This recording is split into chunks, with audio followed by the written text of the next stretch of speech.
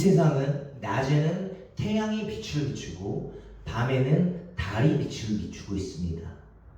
그러나 사실 달은 스스로 빛을 내지 못한다고 합니다.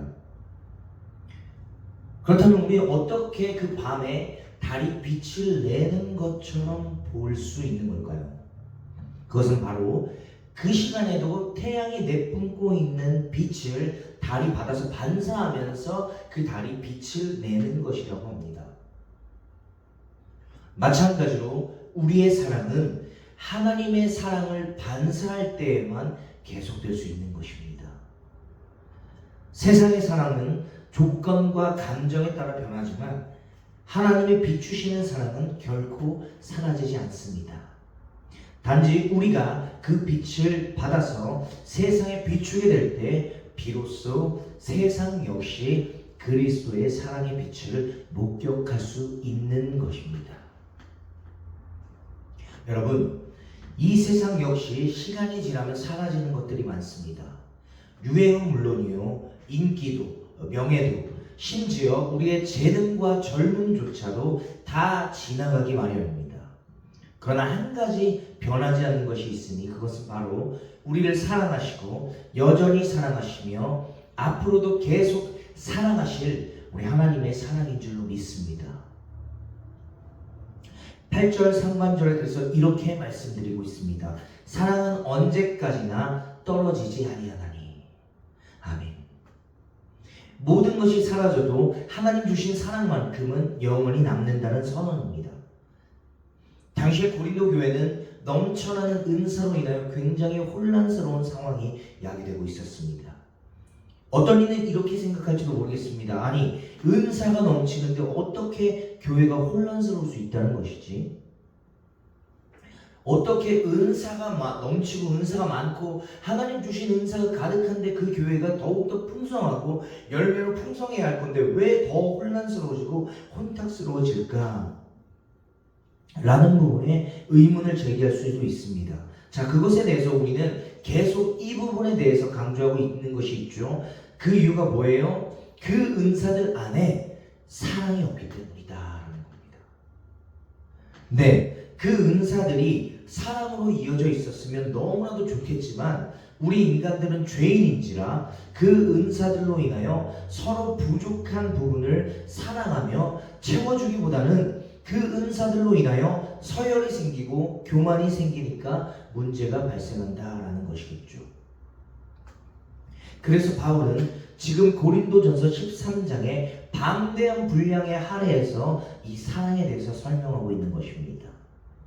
오늘 본문에서 보여지는 사랑과 은사, 어떠한 관계가 있을까요? 첫 번째, 은사는 잠시지만 사랑은 영원하다라는 것입니다.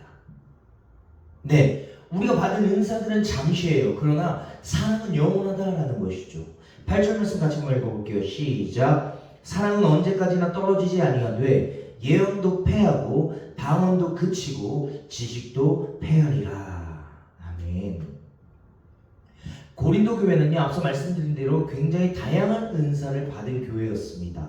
방언, 예언, 지식, 가르침 등등등 놀라운 은사들로 가득한, 놀라운 능력으로 가득한 곳이 바로 고린도 교회였습니다. 문제는 그들이 이 은사를 사랑보다 더 높이 여겼다라는 점입니다. 아니, 더 정확하게 말해서는 그 다양한 은사들 속에 꼭 있어야 할 알맹이가 빠졌다고 말하는 것이 더 정확할지도 모르겠죠. 그 은사들 속에, 다양한 은사들 속에 꼭 있어야 하는 알맹이가 뭔데요? 사랑이요. 그 은사들 안에 꼭 있어야 할 이 알맹이인 사랑이 없으니까 어떤 일이 벌어져요? 은사를 가진 사람은 우쭐해대고, 은사를 상대적으로 비교적 덜 받은 사람, 아니 표면적인 은사, 방언, 예언, 귀신 쫓음 이런 은사를 못 받은 사람들은 상대적으로 열등감을 느끼게 돼서, 그래서 서로가 서로를 시기하고 질투하고 무시하는 것들이 파생되어지기 시작한다라는 겁니다. 여러 번 얘기했다시피 이 은사들, 예언, 방언, 지식 등의 은사들은 고린도 교인들은 좋아했으나, 고린도 교회 교인들은 동경했으나 이 은사들은 오히려 고린도 교회의 가장 심각한 문제를 불러일으킨 은사가 되어버렸습니다. 그래서 바울은 본문을 통해서 분명히 밝힙니다. 8절이요. 8절 하반절이거든요. 예언도 패하고 방언도 그치고 지식도 패하리라. 아멘. 뭐라고 합니까? 방언은 그칠 것이고 예언과 지식은 패할 것이다. 방언은 그칠 것이고에 해당하는 이 그치다라는 것은요, 멈추는 것을 이야기하는 것이고요. 패하다라는 것은 아무 효력을 발휘하지 못하게 되는 상태를 뜻합니다. 네, 예언과 지식은요, 어느 순간 아무 효력을 발휘하지 못할 그때가 생길 것이고요. 방언은 그칠 것이에요. 방언은 멈춰질 거예요. 언제요? 예수 그리스도 다시 오거나 예수 그리스도가 이 땅에 다시 오실 때, 아니면 우리가 주님 곁에 갈 그날. 저 천국에는 방언도 없고 예언도 없고 그런 지식도 아무 쓸데기 없는 지식입니다. 오로지 뭐만 있어요? 사랑만 있어요. 나를 향한 주님의 사랑, 그리고 주님을 향한 나의 사랑. 8절, 사랑은 언제까지나 떨어지지 아니하되. 아멘. 여기서 떨어지다라는 거는요, 실패하다, 파멸당하다라는 뜻이거든요. 그래서 이 부분, 사랑은 언제까지나 떨어지지 아니하되 라는 이 부분을 직역하면 이런 말이 돼요. 사랑은 절대로 넘어지지 않는다. 사랑은 절대로 멈춰지지 않는다. 사랑은 절대로 실패하지 않고 사랑은 절대로 파멸당하지 않는다라는 거예요.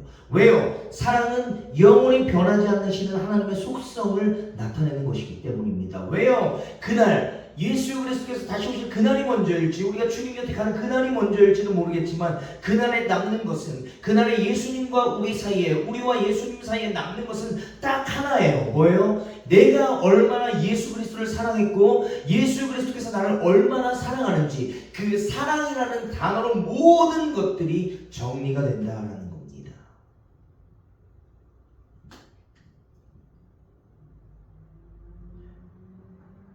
그 사랑은 이 땅에서 멈춰지지도 않고 패하지지도 않고 영원할 것이다 라는 겁니다.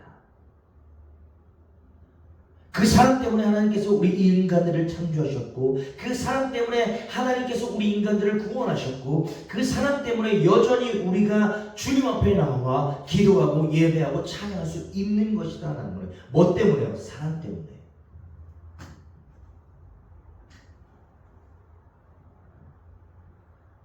자, 그런데 여러분, 저는 여기서 한 가지를 좀 더 집중적으로 좀 살펴보기를 원합니다.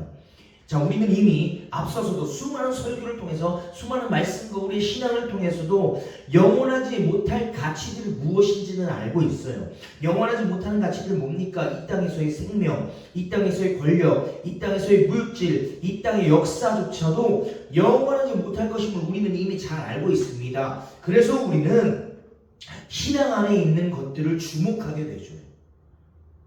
그 신앙 안에 있는 것들을 주목하다 보니까 우리 눈에 가장 띄어지고 우리가 가장 소망하게 되는 것이 뭐예요? 은사예요. 주님 주시는 은사, 예언, 방언, 이것들로 대표되는 우리가 받은 수많은 은사, 찬양, 말씀, 뭐 이런 수많은 은사들, 방언 등등등, 모든 비밀과 지식 등등의 성령님께서 내려주신 가장 좋은 은사에 우리가 주목하게 됩니다.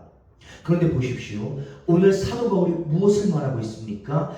자, 이 땅에서의 물질, 권력, 우리가 가지고 있는 그 어떠한 생명, 역사 등등도 영원하지 못하는 것 맞지만, 자, 중요한 것, 너희가 주목하고 있는 이 땅에서 하나님께서 내려주신 은사들, 그 은사들 역시 이 세상에서만 국한되어 있는 유한한 것들이다 라고 말하고 있는 것 아닙니까?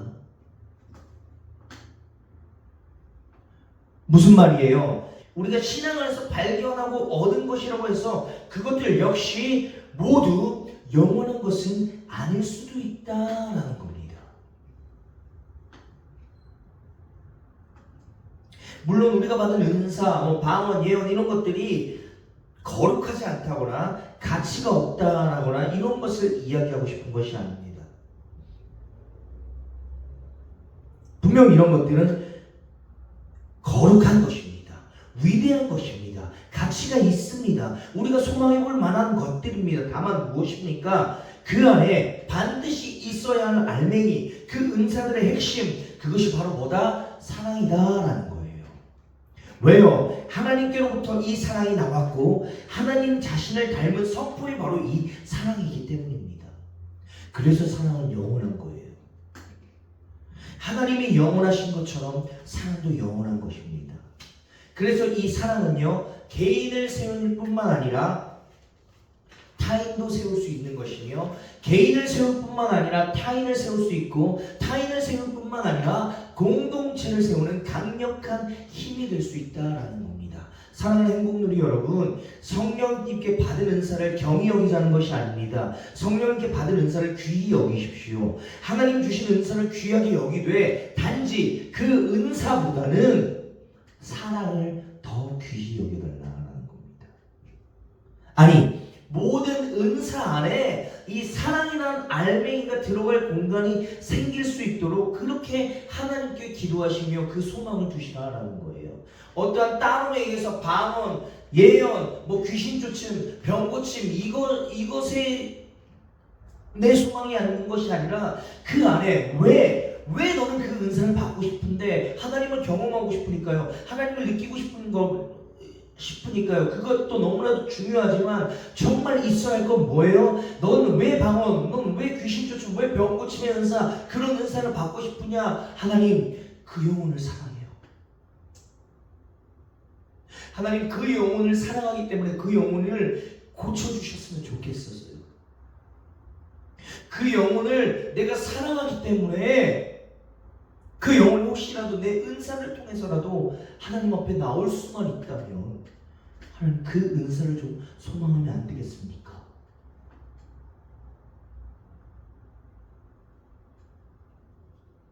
그렇게 하나님께 기도하시며 소망을 두십시오. 하나님, 나에게 이 은사 주시면 내가 하나님 사랑할게요가 아니고요. 하나님, 이 은사 주시면 내가 교회 잘 나갈게요가 아니고요. 하나님, 그 영혼을 사랑하기에, 그 누군가를 사랑하기에 이 은사가 필요합니다. 교회를 사랑하기에, 하나님을 사랑하기에 모든 은사를 사용할 때 반드시 있어야 할 것, 그것은 바로 사랑입니다. 전 여기 모여있는 우리 모두가 은사를 추구하기보다는 사랑을 추구하는 믿음의 사람들이 되시기를 소망합니다. 왜요? 은사는 무엇을 할 수 있느냐를 보여주겠지만 사랑은 누구에게 속했느냐, 누구를 위함이냐라는 것을 보여주기 때문이죠. 은사는 능력의 증거지만 사랑은 하나님의 자녀됨의 증거로서 나타나는 것이기 때문입니다.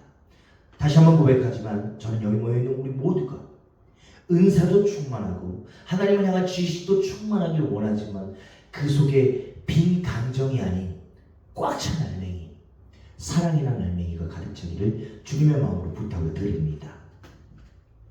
그렇게 은사와 사랑은 구별되어 있는 듯 하지만 구별되어 있지 않고, 구별되어 있지 않은 듯 하지만 또 구별되어져 가는, 아니 정확하게 말해서는 그 모든 은사 안에 들어있어야 할 가장 기본적인 은사가 바로 이 사랑이기도 하면서 결국에는 우리가 추구해야 될 최종 은사의 마지막, 그것도 사랑인 것입니다. 사랑을 제외한 모든 은사들, 이것들은 이 땅에서 소멸될 것이기에 우리는 이 다음 단계로 건너가야 하는 거예요. 두 번째, 부분적인 신앙에서 온전한 사랑을 소망하는 신앙으로 바뀌어가야 한다는 겁니다. 부분적인 신앙은 뭡니까? 은사를 동경하거나 부러워하는 그런 신앙이라고 볼 수 있겠죠. 그리고 어떠한 그 일편적인 하나님 나에게 복을 주십시오, 하나님 나에게 이러한 것을 주십시오, 신앙생활하면서 이런 걸 주십시오 라는 것, 그 부분적인 신앙을 추구하는 것이 아닌 그 무엇보다도 하나님의 사랑을 닮아가길 원하는 신앙을 회복해야 한다는 것입니다. 9절이요. 우리는 부분적으로 알고 부분적으로 예언하니. 아멘. 예언, 이것은 오늘날의 설교의 원형입니다. 당시에는 지금처럼 우리가 이렇게 읽고 있는 성경이 없었습니다. 그저 성령님의 영감에 의지하여 말씀을 전하는 것이 고작이었습니다. 자, 그렇다고 해서 이것이 성령님의 영감에 의지하여 말씀을 전하는 것이 모든 은사가 성령으로부터 얻어지는 것이라 할지라도 그것 자체로는 불완전할 수밖에 없다라는 의미가 아니고요. 이것은 완전한 지식과 완전한 예언이 존재하긴 합니다. 그러나 인간과 인간의 역사 자체에 한계가 있기 때문에 그 온전한 예언, 완전한 예언의 일부만이 드러날 수밖에 없다라는 뜻으로 해석되어야 합니다. 자, 다시 한번 말씀드릴게요. 모든 은사가 성령으로부터 얻어지시는 것이라 할지라도 그 은사 자체로는 불완전할 수밖에 없다라는 의미가 아니고요. 완전한 지식과 완전한 예언이 존재하긴 하지만 인간과 인간의 역사 자체의 한계 때문에 극히 그 예언의 일부만 우리가 발견할 수 있고 일부만 드러날 수밖에 없다라는 뜻으로 해석되어야 한다는 것입니다. 그래서 우리가 지금 알고 있는 신앙은 어쩔 수밖에 없어요. 12절 같이 한번 읽어봅시다. 우리가 지금은 거울로 보는 것 같이 어떻게 해야 돼요? 희미하다. 아멘. 희미하다, 이것은 수수께끼 같다, 알쏭달쏭하다라는 거예요. 자, 그러니까 이거죠. 지금 우리가 알고 있는 것, 지금 우리가 보고 있는 것, 지금 우리가 경험하고 있는 것은 그냥 수수께끼 같아서 확실하지 않고 그냥 알쏭달쏭하다라는 거예요. 우린 그 알쏭달쏭한 삶 속에서 신앙생활을 하고 있다라는 거예요. 그도 그럴 것이 당시에 이들이 쓰던 거울은요, 오늘날처럼 잘 보이는 거울이 아니거든요. 당시 사람들이 쓰던 거울은 어땠어요? 청동에 광을 낸 거울이에요.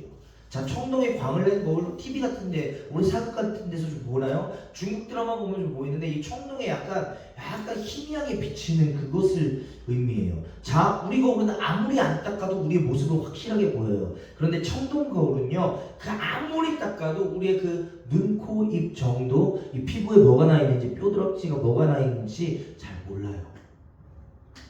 물론 당시에 고린도 지방에서 나오는 거울은 비교적 다른 지방의 거울보다는 질이 좋은 것으로 여겨졌습니다.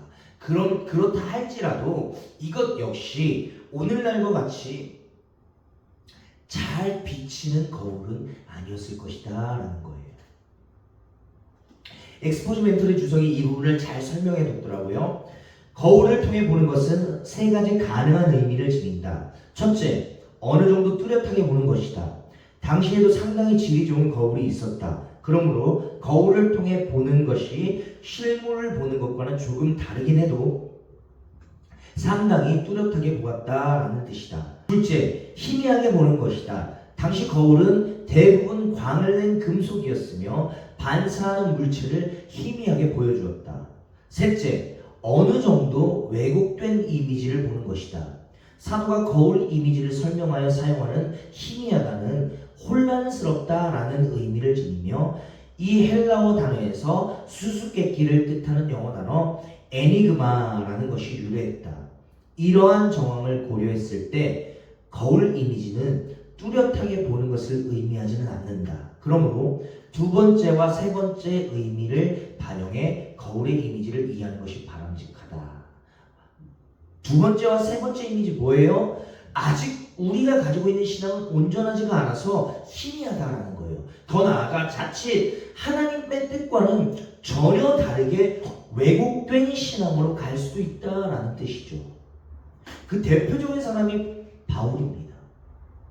그래서 바울은 본인을 예로 들어 이렇게 오늘 본문에서 설명하고 있는 것 아닙니까? 11절이요. 내가 어렸을 때는 말하는 것이 어린아이와 같고 깨닫는 것이 어린아이와 같고 생각하는 것이 어린아이와 같다가. 아멘. 자, 바울이 여기서 세 번이나 반복하여 어린아이 같다라고 얘기한 게 뭐예요? 말하는 것이 어린아이와 같았고 깨닫는 것이 어린아이와 같았고 생각하는 것이 어린아이와 같았다라고 회고하고 있습니다. 이건 다시 이렇게 말할 수 있겠죠. 나는 어린아이와 같아서 이렇게 말하곤 했다. 나는 어린아이와 같아서 이렇게 이해하곤 했다. 나는 어린아이와 같이 미성숙해서 이렇게 판단을 하고 했다. 그러면서 결론은 뭐예요? 잘못 판단했다라고 해석되기도 하는 것입니다. 그도 그럴 것이 바울이 아직 부활하신 예수님을 만나기 이전에는 어떤 모습이었어요? 내 좋을 대로, 내가 배운 대로, 내가 판단한 대로 행동했습니다. 바울의 모습이 어땠는데요? 자신이 봤을 때 예수 그리스도를 추종하는 세력들은 다 죽어 마땅한 존재들이었어요. 그래서 그렇게 판단했기에 하나님을 위한 사명이라고 자기는 생각하고 믿음의 사람들, 오늘날로 치면 믿음의 사람들, 크리스천들을 잡아 죽여버렸습니다. 그 대표적인 희생자가 누구예요? 스데반이에요. 그리고 이제 사도행전 9장에 나와 있나요? 거기에 보면 사도 바울이 이제 아직 예수님을 만나기 전에 그 황제에게 가서 나에게 그 어떤 명부를 달라. 그게 바로 믿음의 사람들 명부거든요. 그 믿음의 사람들 명부를 주여받아서 이제 믿음의 사람들을 죽이러 가는, 어쩌면 그 살생부 안에 늘 얘기하는 거지만 12사도의 이름 적혀 있을까요? 안 적혀 있을까요? 적혀 있었을 거예요.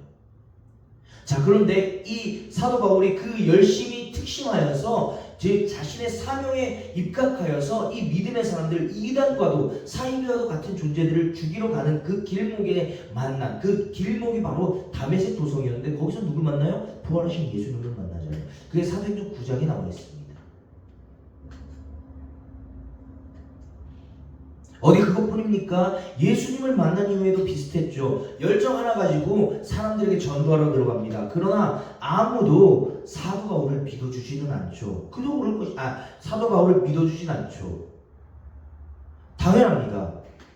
얼마 전까지만 해도 크리스천들을 잡아서 죽이는 역할을 했던 사람인데 갑자기 느닷없이 나 예수님 만났대요. 그래서 나 사도 되겠대요. 누가 믿어주겠냐는 거죠. 그래서 바울은요, 아라비아 사막에서도 홀로 갇혀 있었고 고향 다소에 가서 14년의 시간, 그리고 안디옥 교회의 부름을 받아 목회할 때까지 늘 혼자였습니다. 외로운 싸움을 하며 살았습니다. 그렇게 하나님의 말씀을 가르치는 가운데 안디옥 교회의 부름을 받아서 목회하면서 하나님의 진리를 비로소 그제서야 조금 알게 되었습니다. 그러자 그는 점점 내가 취했던 세상의 자랑, 세상의 명예, 세상에서 내가 할 수 있었던 것들을 버리게 되고 교인들이, 크리스천들이, 믿음의 사람들이 얼마나 중요한 사람들인지를 깨닫게 되는 거예요. 그래서 사도 바울은 이렇게 바뀌어지게 되는 거예요. 로마서 1장 14절이거든요. 그 교인들이 얼마나 중요하고 이 크리스천 믿음의 사람들이 얼마나 위대한지를 그때 깨닫고 이렇게 로마서 1장 14절에 와서 이렇게 고백하는 겁니다. 헬라인이나 야만인이나 지혜 있는 자나 어리석은 자에게 다 내가 빚진 자라. 아멘. 우리 믿음의 선진들도 그랬습니다. 아브라함이 믿음의 조상이요 선지자였지만 하나님의 모든 구원의 계획을 알 수는 없었습니다. 모세 역시 예수님을 알되 선지자의 직분을 오실 것에 한해서만 알았습니다. 그분이 우리의 구원자가 될 것이라는 사실은 감추어져 있었죠. 더불어 이 땅의 모든 것은 온전한 것이 없습니다. 더 나아가 하나님이 우리 각자에게 내려주신 은사 역시 부분적인 것일 뿐 완전한 것은 없습니다. 완전하고 온전한 것, 그것은 오직 그럼에도 불구하고 여전히 우리를 사랑하시고 역사하시며 우리를 사용하시며 부족한 나를 빚어가시며 공동체를 세워나가시는 하나님의 사랑뿐입니다. 사랑하는 믿음의 동역자 여러분, 기억하십시오. 우리는 하나님의 뜻을 완전히 알지는 못합니다. 아마 평생을 가도 우리는 그 뜻을 온전히 알지는 못할 것입니다. 하나님의 계획은 여전히 신비로움 속에 있고 우리의 이해는 제한되어 있기 때문이죠. 그래서 바울은 12절을 통해서 이렇게 고백하고 있습니다. 우리가 지금은 거울을 보는 것 같이 희미하나 그때에는 얼굴과 얼굴을 대하여 볼 것이요 지금은 내가 부분적으로 아나 그때에는 주께서 나를 아신 것 같이 내가 온전히 알리라. 그런데 이렇게 부족한 사람들끼리 치고받고 싸우면 되겠습니까? 서로 자신이 만난 하나님이 최고라고, 자신이 만난 하나님의 일하심만이 정답인 양 그렇게 이야기하면 되겠습니까? 그래서 바울은 우리 안에 꼭 이 강력한 무기를 장착하라고 합니다. 13절. 그런즉 믿음, 소망, 사랑 이 세 가지는 항상 있을 것인데 그 중에 제일은 사랑이라. 아멘. 바울은 그 답을 사랑이라고 말합니다. 지금 우리는 다 알지 못해도, 다 이해하지 못해도 서로 부족하고 나약하니까, 서로 넘어지기 쉬우니까 그렇게 부족한 사람들끼리, 죄 많은 사람들끼리 사랑하라고 합니다. 왜요? 신앙의 성숙은 얼마나 아는가가 아니라, 어떤 은사를 받았느냐가 아니라 얼마나 사랑할 수 있는가, 얼마나 사랑하고 있는가에 나타나지기 때문입니다. 저는 여기 모여있는 우리 모두가 부분적인 신앙과 은사를 가지고 남을 판단하고 정죄하기보다는 내가 가지고 있는 은사와 사랑을 가지고도 남을 세울 수 있음을 자랑하며, 그렇게 남을 사랑하며 교회를 사랑하고 내 삶의 자리를 섬기며 살아가는 귀한 믿음의 동역자들 되시길 주님의 마음으로 간절히 부탁을 드립니다.